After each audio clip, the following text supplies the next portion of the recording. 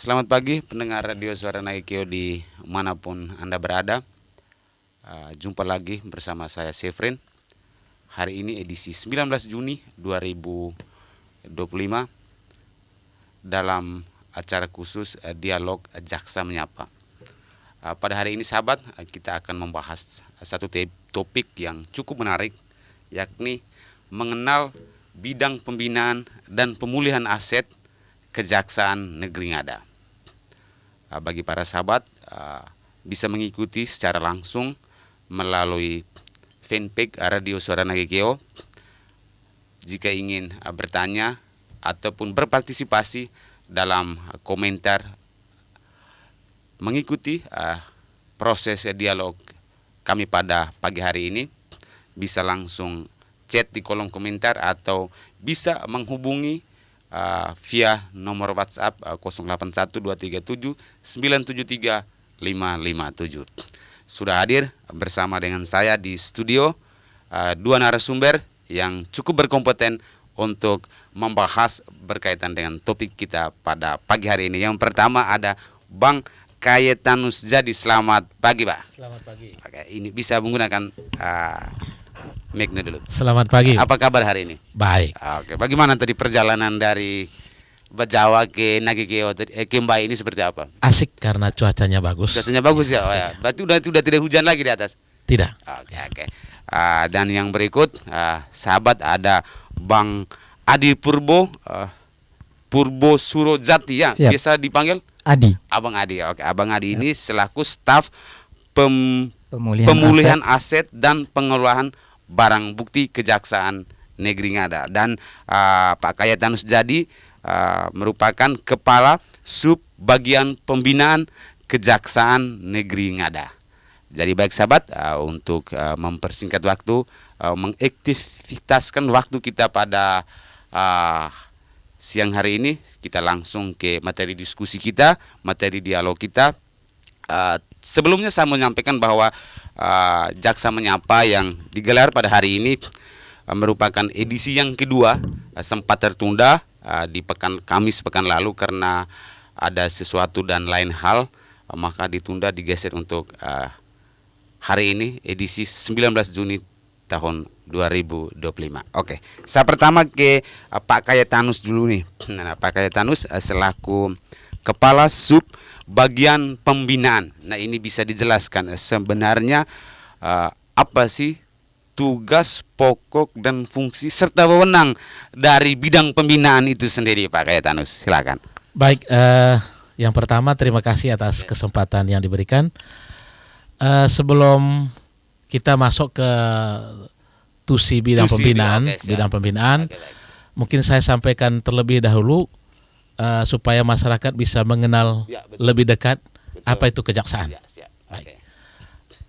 Berdasarkan Undang-Undang Nomor 11 Tahun 2021 tentang perubahan atas Undang-Undang Nomor 16 Tahun 2004 tentang Kejaksaan Republik Indonesia, di dalam pasal 1 angka 1 menyebutkan bahwa kejaksaan adalah lembaga pemerintahan yang tugasnya, yang fungsinya berkaitan dengan kekuasaan kehakiman yang melaksanakan kekuasaan negara di bidang penuntutan dan kewenangan lain berdasarkan undang-undang.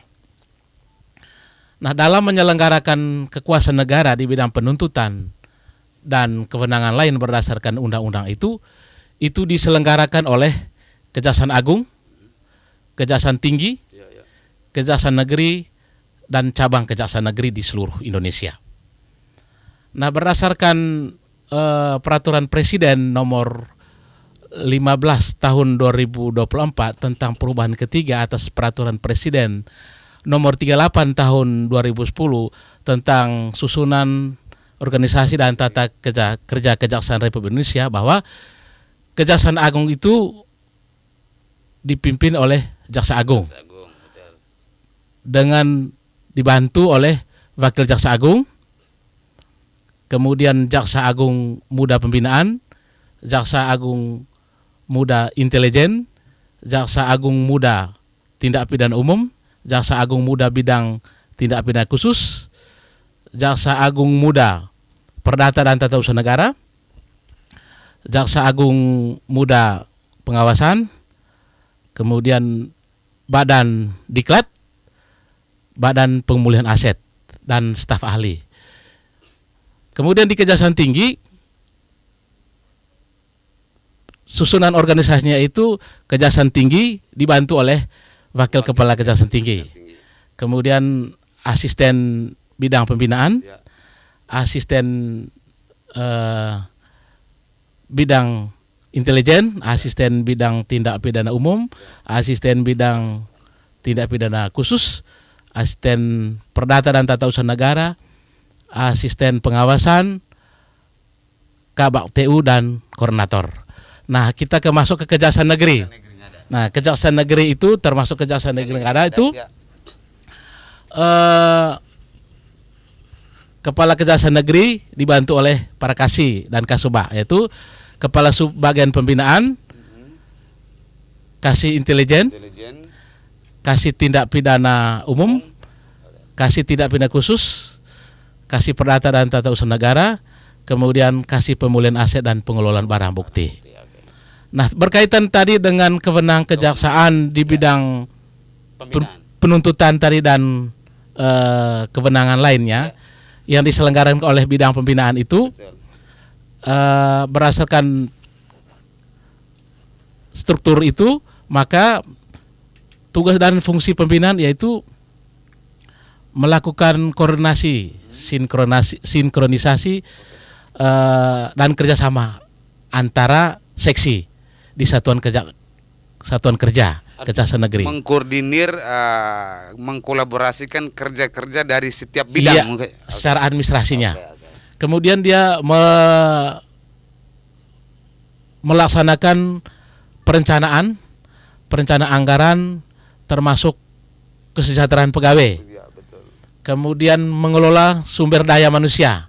Jadi penempatan pegawai-pegawai, kemudian pengelolaan data statistik, kemudian pengelolaan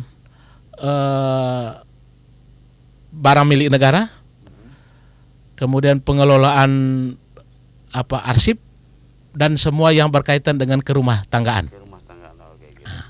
Jadi berkaitan dengan tugas itu kita memberikan support terhadap bidang lain dalam melaksanakan tugas. Jadi misalnya kebutuhan apa di dalam tahun berjalan, jadi 2 tahun sebelumnya atau tahun anggaran sebelumnya kita sudah siapkan. Oh, kita intelijen butuh apa tahun depan. Jadi kita sudah ajukan rencana itu melalui Pramusrenbang. Artinya bahwa bidang pembinaan ini singkatnya mungkin dapurnya kejaksaan lah untuk mengurusi semua rumah tangga. Semua rumah tangga itu. Ya. Oke, terima kasih Pak Kaetanus, ini menarik penjelasan. Saya akan bertanya lebih lanjut berkait dengan lebih khusus soal bagaimana pembinaan terhadap jaksa-jaksa, mulai dari jaksa muda kemudian sampai kepada kepala seksi dan lain sebagainya. Tapi terlebih dahulu saya ke Pak Adi Purbo dulu ya nih, Mas Ardi. Siap. Terkait untuk Mas Ardi ini sebenarnya sahabat pendengar Radio Suara Nekeo, hari ini seharusnya narasumber adalah Pak Kepala Seksi Pemulihan Aset dan Barang Bukti, Pak Genta. Namun karena Pak Gentanya ada berhalangan mengikuti sidang yang tidak bisa ditunda sahabat, jadi diwakilkan kepada stafnya Bang Adi. Saya yakin Bang Adi bisa memberikan pencerahan hukum berkaitan dengan tugas, pokok dan fungsi daripada bidang pemulihan aset itu sendiri. Oke, Bang Adi. Siap. Nah, ini sebenarnya apa sih peran dan wewenang daripada bidang pemulihan aset dalam hal menjalankan tugasnya di kejaksaan itu sendiri, Bang Adi? Silahkan. Siap, Pak Servin. Terima kasih sebelumnya. Jadi mungkin saya akan menjelaskan dulu mengenai Badan Pemulihan Aset yang dulunya itu adalah Pusat Pemulihan Aset. Ya, jadi berdasarkan Peraturan Kejaksaan Republik Indonesia itu nomor 3 tahun 2024 yang mana tentang perubahan atas Peraturan Jaksa Agung nomor per 006-A-JA-07-2017 yaitu tentang struktur organisasi dan tata kelola dari Kejaksaan Republik Indonesia, di mana Badan Pemulihan Aset itu dulunya adalah Pusat Pemulihan Aset. Ya, jadi berdasarkan Peraturan Presiden Nomor 15 Tahun 2024, Pusat Pemulihan Aset itu berubah menjadi Badan Pemulihan Aset. Di mana Badan Pemulihan Aset ini secara struktur organisasi yaitu berada di Jaksa Agung, kemudian Wakil Jaksa Agung, kemudian Jaksa Agung Muda bidang pembinaan, Jaksa Agung Muda bidang intelijen, Jaksa Agung Muda bidang tindak pidana umum, Jaksa Agung Muda bidang tindak pidana khusus, Jaksa Agung Muda bidang tata usaha negara, dan Jaksa Agung Muda bidang perdata dan tata usaha negara, kemudian Jaksa Agung Muda bidang pidana militer, Jaksa Agung Muda bidang pengawasan, Badan Pendidikan dan Pelatihan, kemudian Badan Pemulihan Aset. Nah, kemudian apa tugas dan wewenang dari Badan Pemulihan Aset? Jadi Badan Pemulihan Aset adalah unsur penunjang tugas dan wewenang kejaksaan dalam menyelenggarakan penelusuran, perampasan, pengamanan, pemeliharaan, dan penyelesaian aset atas tindak pidana kepada negara, korban, atau yang berhak, pihak yang berhak berdasarkan peraturan perundang-undangan. Begitu, Bang Servin. Terkait dengan barang tusi atau tugas pokok dan fungsi dari bidang penyitaan aset sendiri ini mungkin perlu dijelaskan kepada para sahabat mendengar radio Carana Keo ataupun publik yang hari ini menyaksikan dialog kita ini. Sebenarnya ada istilah barang bukti, kemudian barang sitaan, kemudian barang rampasan. Nah, ini sebenarnya apa itu barang bukti, apa itu barang sitaan, apa itu barang rampasan? Bang Adi. Siap, Pak Servin. Jadi barang bukti adalah segala sesuatu yang memiliki keterkaitan dengan suatu tindak pidana dan digunakan dalam proses peradilan untuk membuktikan kebenaran dari suatu peristiwa atau keterkaitan seseorang dalam suatu tindak pidana tersebut. Nah, sedangkan benda sitaan adalah benda yang diambil alih oleh aparat penegak hukum, yaitu penuntut umum, penyidik, ataupun hakim untuk keperluan proses persidangan. Sedangkan barang rampasan adalah harta atau benda dari seseorang, yaitu terdakwa, yang dinyatakan dirampas untuk negara berdasarkan putusan pengadilan yang memiliki kekuatan hukum tetap atau inkrah. Begitu, Pak Servin. Oke, ini menarik ya. Kita sudah mulai menggali lebih dalam, mengetahui secara detail sebenarnya apa sih itu barang bukti. Oh, ternyata seperti yang dijelaskan oleh Bang Adi ini. Apa itu barang rampasan? Siapa yang berhak mendapatkan itu? Sudah dijelaskan oleh Bang Adi tadi. Saya kembalikan ke Pak Kayatanus tadi. Menyangkut dengan tusi pembinaan ini apa? Nah, ini bisa dijelaskan itu pola-pola pembinaan seperti apa yang dilakukan oleh bidang pembinaan. Katakanlah mulai dari seseorang masuk mendaftar sebagai jaksa sampai kepada jenjang karir, kasih dan lain sampai kepada tingkatan karirnya itu seperti apa, Pak? Baik, terima kasih. Untuk seorang sebelum menjadi jaksa dia melalui seleksi seperti umum. Seleksi pegawai negeri sipil, calon pegawai negeri sipil. Kalau untuk formasi jaksa itu dia harus sarjana hukum. Harus sarjana hukum. Enggak mungkin dong jaksa dia sarjana. Ya. Artinya orang yang paham dengan hukum lah. Kalaupun gitu. Sebelum dia ambil sarjana hukum mungkin sarjana lain itu boleh, tetapi saat dia mendaftar itu sarjana hukum. Kalau untuk pegawai itu dia dari disiplin umum, ilmu apa saja bebas. Kemudian untuk jaksa dia harus calon pegawai negeri sipil biasa. Kemudian nanti melalui pentahapan selanjutnya menjadi pegawai negeri sipil. Setelah itu dia tes lagi untuk bisa tes jaksa untuk pendidikan jaksa. Nah, setelah dia selesai mengikuti pendidikan jaksa, baru dia berwenang untuk bisa menangani perkara. Menangani perkara, fungsi jaksanya sudah berfungsi di situ. Nah, fungsi untuk melakukan penyelidikan, penyidikan, penuntutan, dan eksekusi serta kewenangan lain yang ditentukan berdasarkan undang-undang. Oke, Pak Kayatanus, apakah semua jaksa yang sudah lolos pendaftaran atau dia tes menjadi seorang jaksa bisa bersidang. Kan selama ini kita tahu bahwa jaksa itu identik dengan orang yang selalu mengikuti sidang kemudian menuntut. Ya. Apakah semuanya bisa? Tidak semua jaksa itu adalah penuntut umum, tetapi penuntut umum itu adalah jaksa. Adalah jaksa. Ya. Oke. Intinya kalau seseorang diberi tugas, Betul. seorang jaksa diberi tugas, maka dia disebut sebagai penuntut umum. Penuntut umum. Ya. Oke. Ya. Jadi kalau misalnya saya atau si A misalnya dia ditugaskan menangani perkara, berarti dia sebagai penuntut umum di sana. Begitu. Nah ini butuh waktu berapa lama ya seorang jaksa muda kemudian bisa ditugaskan atau tidak normatif sesuai dengan jangka waktu yang ditentukan atau berdasarkan jenjang karirnya itu Bang Aidanus? Setelah seorang selesai mengikuti pendidikan pelatihan pembentukan jaksa, Betul. dia ditugaskan di Kejaksaan Negeri, cabang Kejaksaan Negeri, di Kejaksaan Tinggi atau di Kejaksaan Agung. Nah kemudian dia melaksanakan tugas wewenang sebagai seorang jaksa. Nah kemudian setelah itu dia naik pangkat.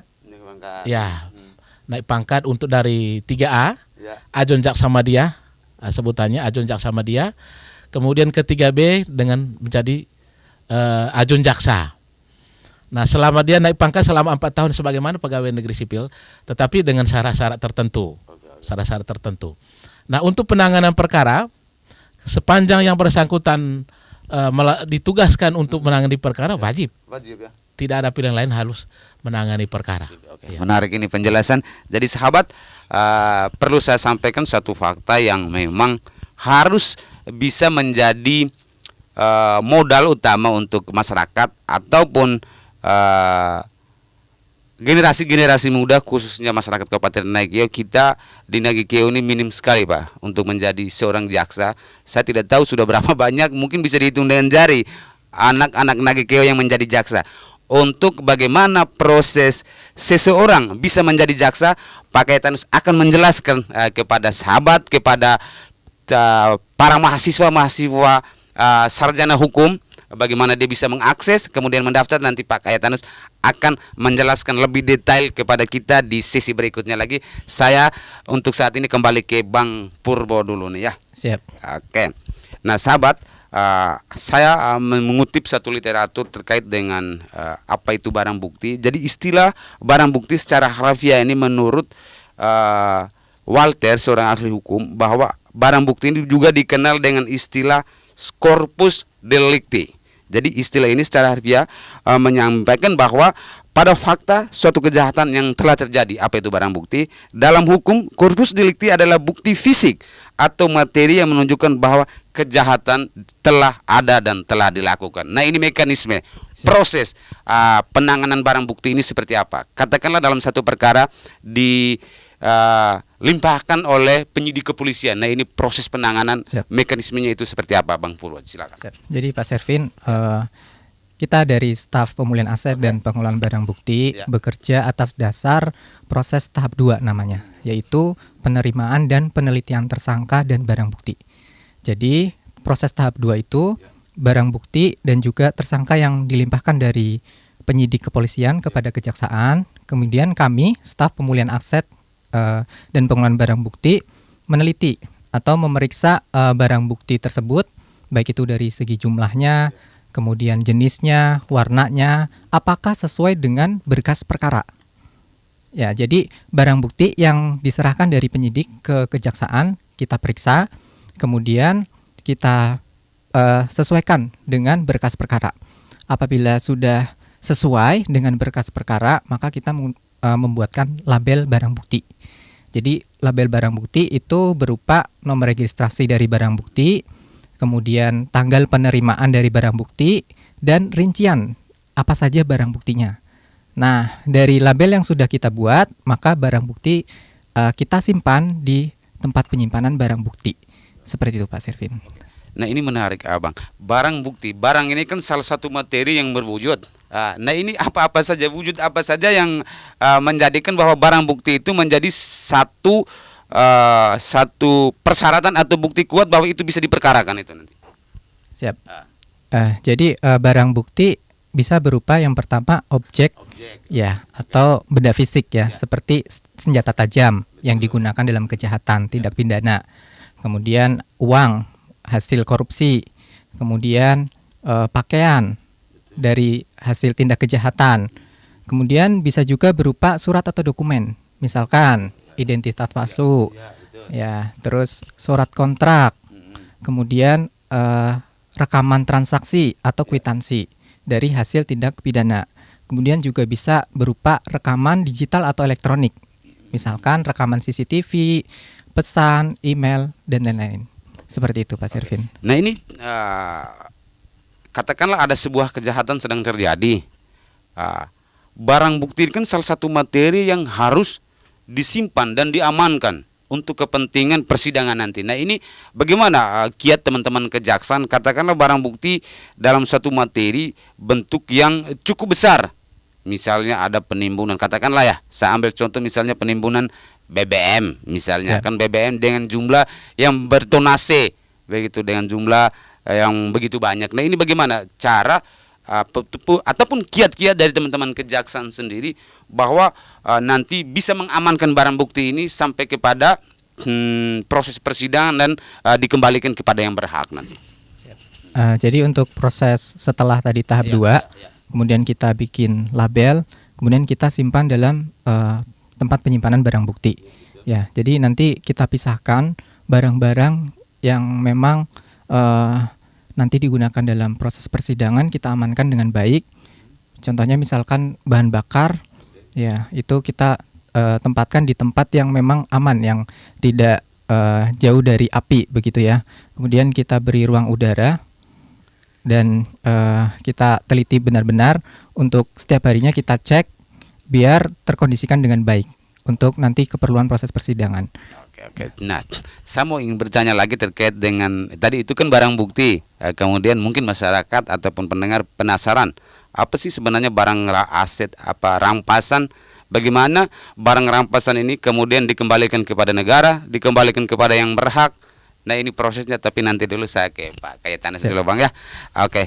Jadi Bang, tadi sudah saya janjikan bahwa saya ingin bertanya ataupun ingin meminta penjelasan dari Pak Kayetanus selaku kepala bidang pembinaan. Nah ini bagaimana proses ataupun tahapan-tahapan seseorang bisa menjadi jaksa. Ya.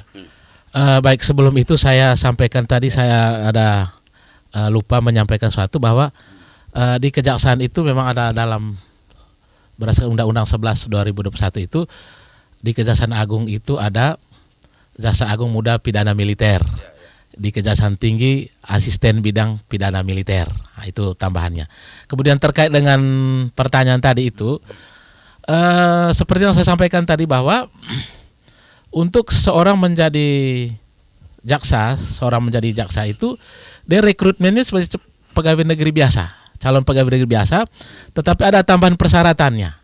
Tambah persyaratan bahwa dia harus nilai TOEFL kalau tidak salah itu 500. Jadi sehingga persyaratan itu yang dipersyaratkan untuk seorang bisa menjadi calon untuk jadi jaksa. Nah kemudian seleksi itu seleksi seperti biasa secara umum. Seleksi umum karena yang selama ini gratis kan?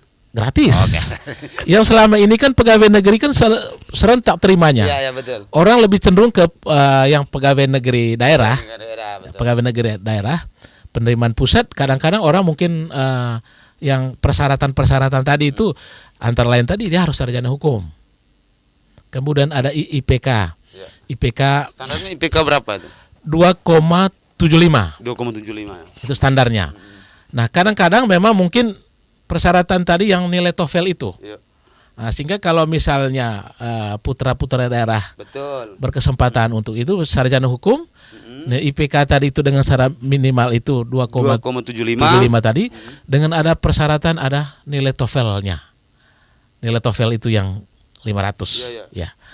Nah, kemudian itu tes secara umum dan serentak seluruh Indonesia tesnya. Nah, proses pendaftaran bisa online? Melalui online. Online semua. Terpusat. Dia mulai nanti informasi lebih lanjut apanya itu di kejaksaan.go.id. Informasi untuk .go.id. Jadi untuk informasi kalau ada informasi atau nanti biasa di informasi-informasi melalui sosial media, Facebook kejaksaan itu akan disebarluaskan nanti. Dan setiap kejaksaan kalau ada informasi pasti dari pusat menyangkut penerimaan calon jaksa atau pegawai kejaksaan itu disebarluaskan melalui media sosial. Nah untuk saat ini proses penerimaannya untuk tahun ini sampai saat ini setiap tahun kemarin yang 2014 baru melaksanakan tugas ya 2024. Untuk 2025 sampai saat ini kita belum dapat informasi pasti. Pasti. Tapi kalau ada itu nanti akan kita sampaikan melalui media sosial. Kejaksaan Negeri yang ada. Nah untuk tahun-tahun sebelumnya atau tahun-tahun 2024 ke bawahnya untuk putra daerah misalnya Ngada dan Nageke sendiri menjadi wilayah hukum Kejaksaan Negeri Ngada. Ada tidak anak-anak kita yang mengaksi ataupun mengikuti ini kemudian dia katakan dia gugur atau ada banyak ikut tes. Tetapi mungkin persyaratan seperti umum itu mungkin kegagalan di tes-tes tertentu. Betul. Nah, tetapi ada pegawai yang untuk pegawai banyak. Untuk putra daerah itu banyak yang sudah masuk. Tetapi penempatannya di luar. Di luar Kabupaten Ngada dan di luar Kabupaten Nageke. Oke, terima kasih Pak Kaetanus ini penjelasan. Jadi adik-adik mahasiswa ilmu hukum yang ingin meniti karir menjadi seorang jaksa, ya bagaimana proses dan mekanisme pendaftaran seperti yang Pak Kaetanus bilang ini terbuka untuk umum, bisa mengakses link kejaksaan.go.id. Jadi ini tanpa biaya ataupun persyaratan ataupun duit sepeser pun ya gratis begitu. Jadi nggak usah takut, ya mendaftar saja kalau memang punya niat ingin menjadi seorang jaksa. Nah saya ke Pak Adi, Abang Adi tadi sudah saya sampaikan bahwa saya ingin bertanya apa sih sebenarnya tadi yang dijelaskan adalah berkaitan dengan barang bukti ya. Siap. Nah untuk barang rampasan dan aset rampasan, nah, ini seperti apa bahwa nantinya proses barang itu dirampas. Siap. Kan kata rampas. Kemudian bagaimana nanti barang rampasan ini disidangkan, bagaimana nanti dikembalikan ke yang berhak, ke negara, kembali ke aset negara misalnya. Ini seperti apa, Bang Adi? Jadi tadi sudah dijelaskan mengenai barang rampasan. Jadi inti dari barang rampasan itu adalah barang bukti yang sudah diputuskan oleh pengadilan, baik pengadilan negeri, tinggi atau Mahkamah Agung, itu yang dinyatakan dirampas untuk negara. Jadi setelah putusan, berdasarkan putusan pengadilan yang berkekuatan hukum tetap atau ingkrah tadi, maka barang bukti tersebut dirampas untuk negara. Apabila barang tersebut dirampas untuk negara, maka barang bukti tersebut nantinya akan bisa disetorkan ke negara. Bisa melalui lelang atau penjualan langsung. Ada juga yang dirampas untuk negara untuk dimusnahkan. Jadi nanti dilakukan pemusnahan. Begitu. Nah terkait dengan lelang ini sahabat, saya perlu sampaikan informasi yang cukup penting ini. Saat ini Jaksa Agung sedang melakukan penyelidikan terhadap satu kasus besar. Ini Jaksa Agung berhasil menyita 11,8 triliun. Ini kasus dugaan korupsi kasus CPO minyak sawit yang ada di Kalimantan. Nah kemudian di Bali lagi ini Jaksa Agung melakukan pelelang terhadap salah satu aset dan rumah mewah milik Beni Chandra senilai 3,9 miliar. Kita harus apresiasi penegak hukum jaksa begitu banyak menyelesaikan kasus-kasus hukum bahkan dengan nilai kerugian negara yang berjumlah triliunan. Nah ini terkait dengan mekanisme pelelangan itu sendiri seperti apa? Siapa yang berhak mengikuti lelang? Apakah saya, kemudian teman-teman atau siapa saja warga negara ini atau seperti apa untuk bisa mendapatkan aset lelang itu? Bang Adi. Siap. Jadi untuk mekanisme lelang itu sendiri, setelah tadi sudah ada putusan dari pengadilan yang berkekuatan hukum tetap atau ingkrah, kemudian kami khususnya di Kejaksaan Negeri, yaitu Kejaksaan Negeri Ngada, itu melakukan proses lelang, yaitu yang pertama kita melakukan surat permohonan kepada KPKNL atau Kantor Pelayanan Kekayaan Negara dan Lelang. Nah, kemudian dari barang rampasan tadi yang nantinya akan dilelang itu ditaksir nilainya oleh KPKNL. Nah, kemudian setelah keluar penilaian taksiran nilai harga dari KPKNL, kita daftarkan ke lelang.co.id. Jadi jadi nanti setelah dapat taksiran dari KPKNL, barang lelang tersebut kita daftarkan ke lelang.co.id. Kemudian kami publikasikan bisa melalui media sosial, yaitu lewat Instagram Kejaksaan Negeri Ngada. Kemudian juga bisa melihat di lelang.co.id itu tadi. Jadi semua masyarakat bisa memantau barang apa saja hasil rampasan dari Kejaksaan Negeri Ngada yang akan dilelang. Begitu Pak Sirvin. Nah, untuk saat ini di Kejaksaan Negeri Ngada ada tidak barang-barang rampasan atau barang sitaan atau barang bukti yang nantinya mau dilelang? Mungkin bisa sampaikan kepada masyarakat kapan nanti proses pelelangan, siapa saja yang berhak mengikuti ini dan seperti apa mekanisme, mungkin Bang Adi bisa jelaskan itu. Siap. Jadi untuk saat ini di Kejaksaan Negeri Ngada ada satu barang rampasan, yaitu berupa tanah Pak Sirvin. Ya, di Kelurahan Towak, Nagekeo, Kabupaten Nagekeo. Wow, ini informasi menarik ini, sahabat. Ini ada satu tanah rampasan di Kelurahan Towak yang saat ini tengah dilakukan pelelangan oleh teman-teman kejaksaan. Oke, bisa dijelaskan Bang Ade. Ini bagaimana, kapan melakukan pelelangan, siapa saja yang boleh mengikuti, mekanismenya seperti apa? Ya. Jadi untuk pelelangan nanti bisa diakses di Instagram dari Kejaksaan Negeri Ngada dan juga website lelang.co.id. Ini masih dalam proses Pak Servin. Jadi sudah dalam proses penilaian dari KPKNL. Nah, nanti setelah mendapatkan proses nilai itu sendiri, nanti kita akan publikasikan melalui Instagram dari Kejaksaan Negeri Ngada dan website tadi lelang.co.id. Terbuka untuk umum. Terbuka untuk umum. Ini kasus apa kemarin bisa? Itu kasus tindak pidana korupsi alat kesehatan. Tindak pidana korupsi alat kesehatan. Betul. Dilakukan oleh? Ya, dilakukan oleh pegawai. Oh gitu. Oke. Jadi sahabat, ini ada satu informasi yang menarik yang mungkin bisa siapa saja yang berminat mungkin bisa mengakses melalui Instagram dari Kejaksaan Negeri Ngada kapan waktu pelelangan, ya siapa saja bisa ngikut untuk bisa mendapatkan itu, karena itu secara legal secara hukum sah. Siap. Bahwa itu akan dilelang. Oke. Saya kembali ke Bang Kayetanus dulu nih. Nah, ini tadi penjelasan bagaimana mekanisme ataupun proses tahap seseorang menjadi jaksa. Nah, ini kalau saya lihat ada jaksa kemudian ada kejaksaan. Nah, ini perbedaannya di mana nih? Untuk membedakan itu mana jaksa mana pegawai itu bisa dilihat dari simbolnya. Kalau di sini ada tulis jaksa, kalau di pangkat jaksa ada kejaksaan. Kalau kejaksaan itu pegawai, pegawai tata usaha. Kalau jaksa itu jaksa. Nah, kemudian kalau ada satu balok itu ajun jaksa madya, tapi ada tulis jaksanya. Jaksa. Jadi ajun jaksa madya, kemudian jaksa muda ini ajun jaksanya dua balok, kemudian jaksa pertamanya 3 balok, jaksa mudanya dia satu bunga. Satu bunga. Kemudian jaksa madya 2 bunga. Jaksa madya 2 bunga, kemudian jaksa utama pratama 3 bunga. Kemudian jaksa utama muda itu bintang 1. Bintang 1 ya. Ya, itu 4C. 4C golongannya ya. 4C. Itu sudah di kejaksaan tinggi mungkin. Itu Vaka. Itu Vaka.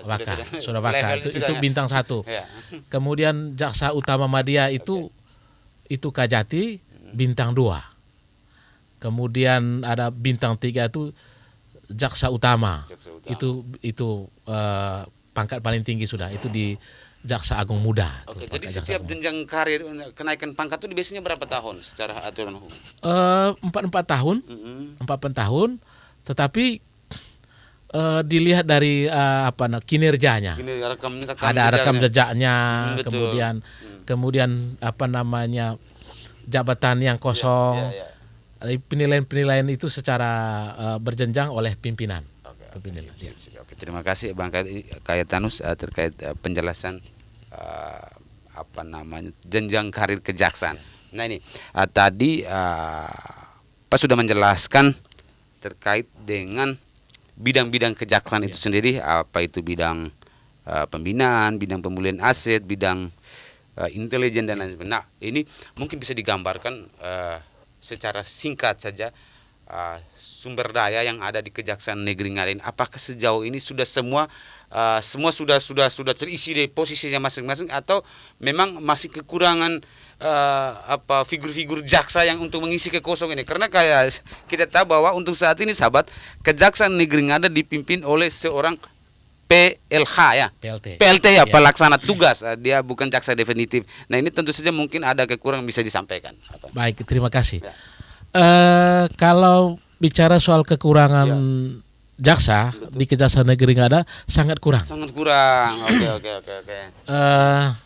Yang sekarang jaksa itu di Ngada baru 5.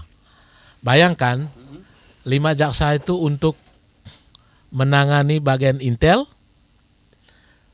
pidana umum, pidana khusus, barang bukti, kemudian dengan perdata dan tata usaha negara. Jadi rangkap dong. Itu rangkap. Makanya semua jaksa itu harus bisa.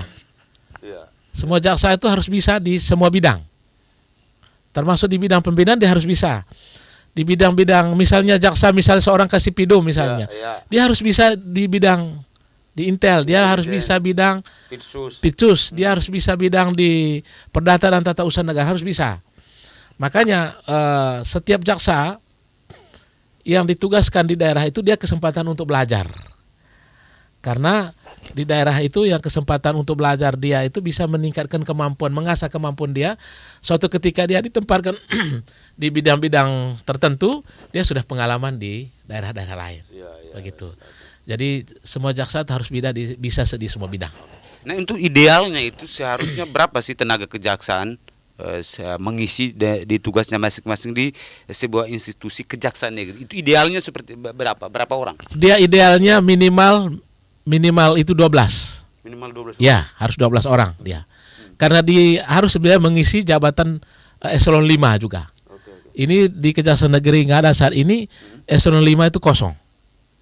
Kemudian eselon 4 yang kasih itu masih ada yang masih kosong, yaitu kasih perdata dan tata usaha negara, sehingga itu dijabat oleh kasih pemulihan aset dan pengelolaan barang bukti sebagai pelaksana hariannya. Jadi ini masih kurang kita kita berharap bahwa ada penambahan jaksa baru nanti kalau setelah ada yang pendidikan selesai, pendidikan jaksa betul. Bisa ditempatkan di Kejaksaan Negeri Ngada. Oke, siap. Ini jadi baik sahabat, kita sudah sampai di penghujung acara. Menarik penjelasan berkaitan dengan 2 bidang yang kita bahas hari ini. Pertama bidang pembinaan, kemudian bidang pemulihan aset. Namun sebelum saya mengakhiri dialog kita seperti biasa, saya akan minta pendapat dari narasumber sebagai closing statement. Namun sebelum saya mengakhiri, saya ingin bertanya, ini pertanyaan yang terakhir. Mungkin ini pertanyaan bukan hanya datang dari saya saja, tapi dari kerinduan masyarakat Kabupaten Nagekeo secara keseluruhan ini ya, Pak Kayatanus ya. Nah ini idealnya bahwa Kejaksaan Negeri itu berada di setiap kabupaten dan kota madya. Namun hingga saat ini Bang Kayatanus, Kabupaten Nagekeo sudah berumur 17 tahun, udah periode, tapi institusi kejaksaan belum ada di Mbai. Nah ini mungkin apa kendala, bagaimana prosesnya itu saat ini, sudah sejauh mana masyarakat Kabupaten Nagekeo ingin mengetahui itu Pak Kayatanus? Silakan. Pertanyaan yang bagus. Kita semua berharap seperti yang diharapkan oleh masyarakat Kabupaten Nagekeo, bahwa di Kabupaten Nagekeo itu ada Kejaksaan Negeri definitif. Betul. Nah, langkah-langkah yang kami lakukan adalah kita sudah mengusulkan ke pemerintahan pusat melalui Kejaksaan Agung. Nah, pada tahun 2022 atau ya sekitar 2021 tim survei dari Kejaksaan Agung turun ke lokasi. Oke. Lokasi kemudian bersama dan pemerintah daerah lakukan dialog waktu itu. Dan memang dari tim Kejaksaan Agung dan Sekretaris Kabinet melakukan pemantauan di lokasi, survei lokasi. Nah, ada persyaratan yang memang yang harus dipenuhi. Persyaratan apa itu? Yang pertama, berdasarkan ketentuan di Undang-Undang Kejaksaan bahwa ibu kota Kejaksaan negeri harus terletak di ibu kota kabupaten. Harus berada di radius kota Di kabupaten. ibu kota kabupaten. Nah, dalam bukti kepemilikan sertifikat surat Oke. hibah dari pemerintah Nagekeo itu apa? Lokasi rencana pembangunan kantor Kejaksaan Negeri Nagekeo itu Nagekeo. adalah di Desa Lape, Lape kelurahan. Kelurahan Kelurahan Lape, Lape, Kecamatan Danga, Kecamatan Esesa, Kecamatan Esesa. Nah, sementara di aturan kita itu Ya. harus di ibu kota kabupaten, yaitu di Mbai. Nah, kita sudah bersurat ke pusat waktu itu bahwa di ibu kota kabupaten Nagekeo itu ya. ada 3 kelurahan. 1 kelurahan Lape, Lape, 2 kelurahan Danga, dan 3 kelurahan Mbai. Mbai, ya. Nah, kebetulan di lokasi rencana pembangunan itu ada di kelurahan Mbai 1. bukan yang pembangunan lokasi yang Ya, rencana kejaksaan itu letaknya di kelurahan Danga. Danga ya. Nah, kelurahan Danga. Jadi dari pusat minta koordinasi dan pemerintah daerah agar supaya bisa mengubah lokasi itu di kelurahan Mbai. Nah, kami sudah lakukan koordinasi dan pemerintah, dan hal itu tidak mungkin karena di kelurahan Mbai itu adalah wilayah pemukiman warga dan tidak ada lahan untuk pembangunan kantor Kejaksaan Negeri Nagekeo yang baru. Saran dari pemerintah Nagekeo waktu itu, mereka akan menyerahkan lahan, tetapi di luar kota, di area kota. Dan alasan yang kedua adalah lokasi rencana pembangunan kantor Kejaksaan Negeri Nagekeo itu adalah masih ditempati oleh masyarakat. Dan ada pekuburan di atasnya. Nah, ini salah satu pertimbangan. Sehingga kemudian kita berharap nanti dengan pemerintah daerah bisa memacu untuk bisa mempercepat untuk rencana pembangunan itu melalui dengan cara-cara dari pemerintah daerah itu. Karena kita sudah upaya itu. Tapi kalau memang lokasi tanahnya sudah ada, hibahnya dari pemerintah sudah ada, kemudian letaknya sesuai dengan rujukan peraturan Kejaksaan Negeri, itu idealnya bisa dibangun sudah. Bisa. Kita usul nanti turun tim survei lagi. Ya, betul. Nah, ya itu persyaratan seperti itu tadi. Ada nanti dengan ada untuk rencana pembangunan rumahnya, rumah dinasnya, rumah jabatannya. Nah, itu kalau memungkinkan luasnya itu bisa kita usul baru. Kita usul baru begitu ya. Biasanya tidak lama itu ya ketika semua melalui proses administrasi. Kita usul ke Kejaksaan Tinggi, nanti Kejaksaan Tinggi ke Kejaksaan Agung. Oke. Terima kasih ya Pak Ekatanus atas penjelasan kenapa sampai saat ini kita Kabupaten Nagekeo belum ada Kejaksaan Negeri sendiri. Ternyata kendalanya seperti yang sudah dijelaskan tadi. Kita berharap pemerintah Kabupaten Nagekeo yang saat ini dipimpin oleh Bupati Bapak Simplicius Donatus dan Bapak Gonzalo Mugasada bisa segera berkoordinasi untuk agar Kejaksaan Negeri Nagekeo bisa segera dihadirkan di bumi Nagekeo yang tercinta ini. Di penghujung acara saya mau mengutip salah satu pakar hukum yang filsuf Austria yang bernama Hans Kelsen. Hans Kelsen bilang begini, dalam konteks teori barang bukti menekankan bahwa keabsahan barang bukti tergantung pada ketaatan pada setiap norma hukum yang mengatur. Jika barang bukti atau ditangani dengan cara yang melanggar norma hukum, maka keabsahannya dapat dipertanyakan. Meskipun secara faktual barang bukti barang rampasan tersebut relevan dengan kasus. Begitu pesan filsuf pakar hukum Austria Hans Kelsen. Saya Severin pamit undur diri, sampai jumpa di edisi berikutnya.